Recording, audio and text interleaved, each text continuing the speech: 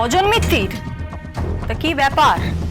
দুবেলা খেতে না পাওয়া, আদালত চত্বরে হামাগুড়ি দেয়া, ছেঁড়া চপ্পল পরা, বালতির বেটি বদনা গীতা মুখার্জির বাড়িতে তুমি?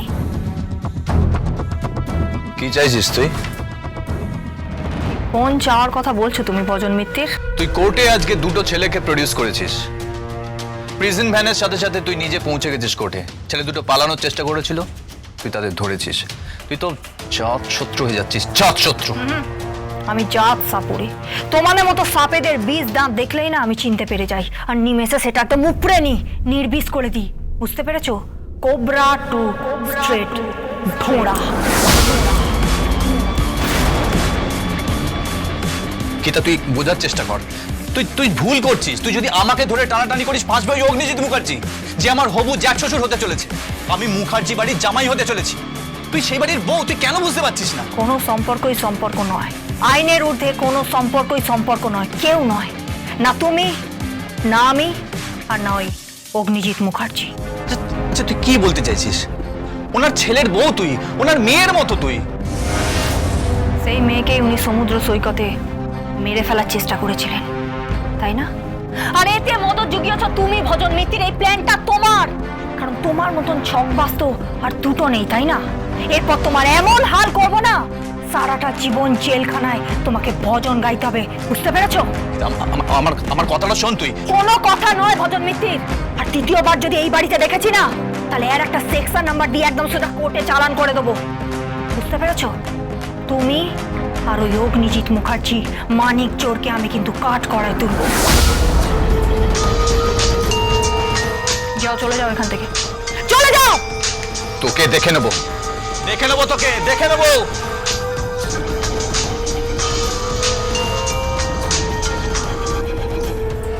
হ্যালো, মেহেক বলছি। হ্যাঁ মেহেক, বলো। ঠাম্মি একটু কথা বলবে, কথা বলো। এনো ঠাম্মি। হ্যালো হ্যালো, নাথ বউ, কেমন আছো? আমি ভালো আছি ঠাম্মি। তোমার কর্তা কেমন আছে? ভালো আছে। সত্যি পাগল নাতি আমার একটা। গীতা গীতা জব করেই গেল। বড্ড ভালোবাসে গো তোমাকে। এরকম ভালোবাসা পাওয়া ভাগ্যের ব্যাপার, বুঝেছো? চিরকাল তুমি সুখে থাকো, এরকম স্বামীর ভালোবাসা পাও। কিন্তু আপনি যে এই কথাটা বলার জন্য আমাকে ফোন করেননি, সেটা আমি বুঝতে পারছি ঠাম্মি।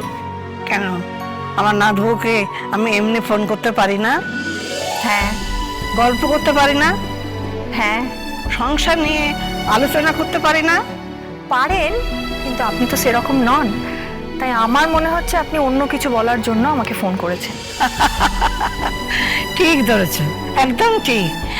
আমাদের পরিবারে মস্ত বড় রথ বেরোয় দীর্ঘদিন ধরে। আমি চাইছি তুমি তুমি প্রথম রথের দড়িতে টান দাও, তারপর গড়িয়ে যাক রথের চাকা। প্রভু জগন্নাথের রথের চাকা, প্রভু বলরামের রথের চাকা, মা সুভদ্রার রথের চাকা। তুমি আসবে তো? কিন্তু ঠাম্মি, যে বাড়ির চৌকাঠ পেরোনোর আমার কোনো অধিকার নেই, যে বাড়িতে রান্না করে খাবার পাঠালে সেই খাবার ছুঁড়ে ফেলে দেওয়া হয়, যে বাড়ির মালিক আমাকে নির্মমভাবে মেরে ফেলার চেষ্টা করে, আপনার কি মনে হয় সেই বাড়িতে আমার যাওয়াটা উচিত হবে? উচিত বা উচিত, সবাইকে তুই শিক্ষা দিবি, সবাইকে দিবি। তুই শিখিয়ে পড়িয়ে নিবি মা। তুই তো দশভুজা হবি মা, দশভুজা। মা দশভুজার মতন তুই সব দিক সামলাবি তো?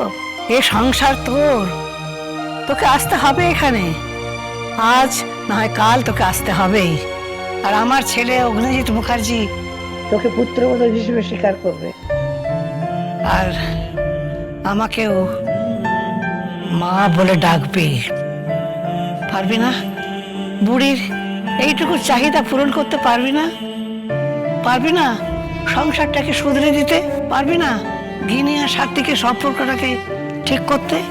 অগ্নিজিৎ আর তোর সম্পর্ক ঠিক করতে একটু একটু মেরামত করে দে না মা। তুই তো পারিস, তুই তো বাড়ির বউ। তুই তুই দশভুজা হয়ে আয় না মা, আয় না। এত বড় বড় কেস লড়ছিস, এত সব অপরাধীদের শাস্তি দিচ্ছিস, আর আর এইটুকু পারবি না?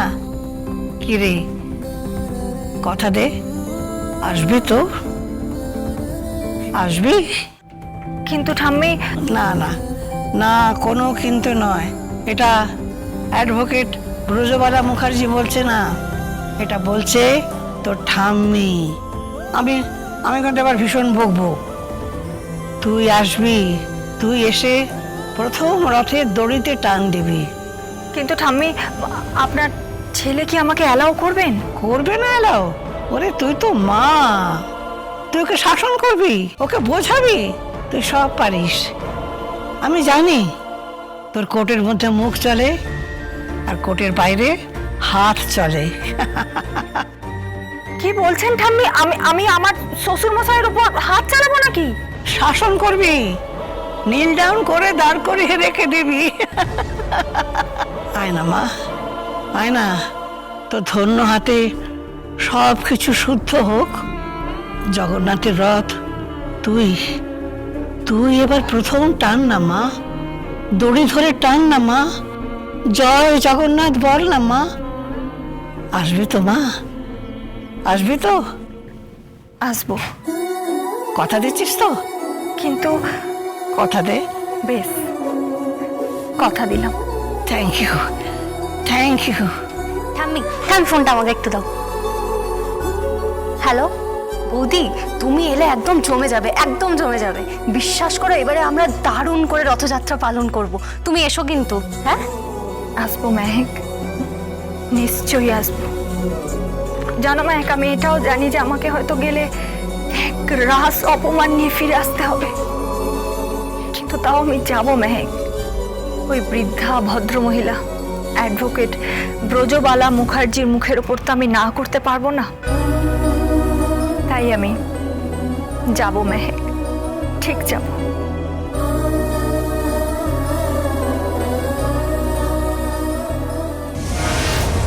কাকে বিয়ে করেছে আপনার ছেলে? হ্যাঁ, কাকে বিয়ে করে এনেছে?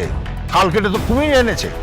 কেন, কি হয়েছে জানেন না আপনি? কি হয়েছে? হ্যাঁ, ওই তরুণ দীপু ওদের তো কোর্টে প্রডিউস করেছিল। ওদের 14 দিনের হাজতবাস হয়েছে। ও আবার কিন্তু ওদের কোর্টে প্রডিউস করবে। আর ওদের তোলা মানে কান টানলে মাথা আসে, জানেন তো?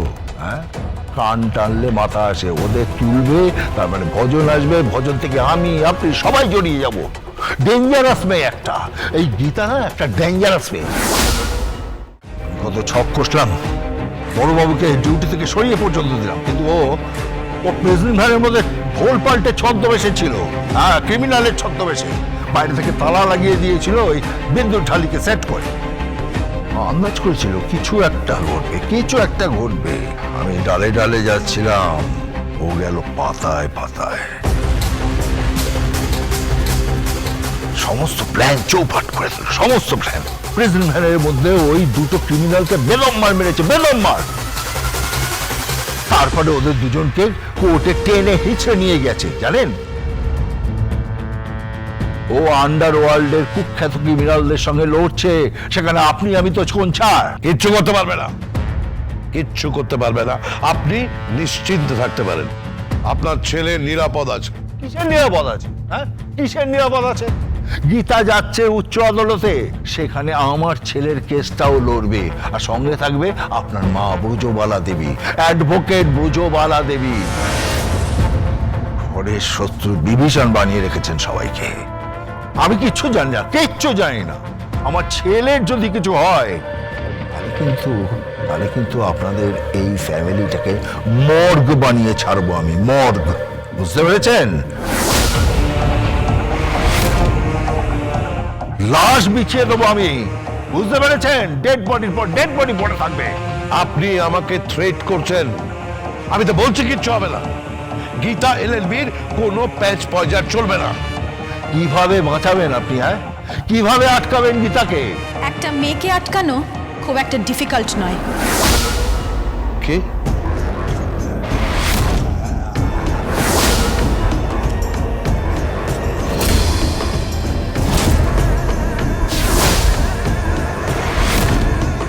তানভি, কখন এসছিস?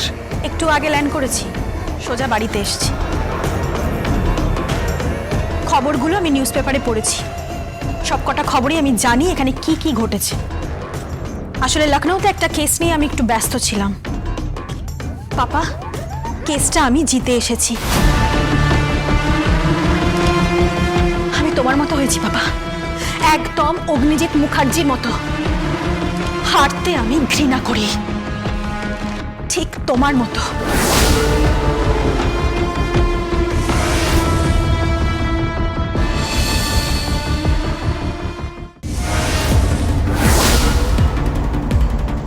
আমি প্রমাণ করতে চলেছি সাত্বিকের সাথে গিনির বিয়েটা অবৈধ। তানভীর মুখার্জি, আমি তোমাকে বলে দিচ্ছি, ডিভোর্স কেসটা আমি আজকেই ফাইল করছি, আর তোমার দিদিকে আমি এই বাড়িতে পাঠিয়ে দেব। Gita LLB, Gita LLB.